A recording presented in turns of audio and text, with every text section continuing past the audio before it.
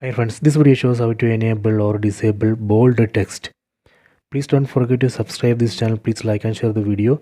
Go to settings, tap on the settings app icon. Go down, select display and brightness, tap here. Under display and brightness here we can see bold text. Right now this option has been disabled. Let me enable it and see the difference. See, now this text is bold. Let me disable it. See, let me enable it again, then go back. See, now this text is bold.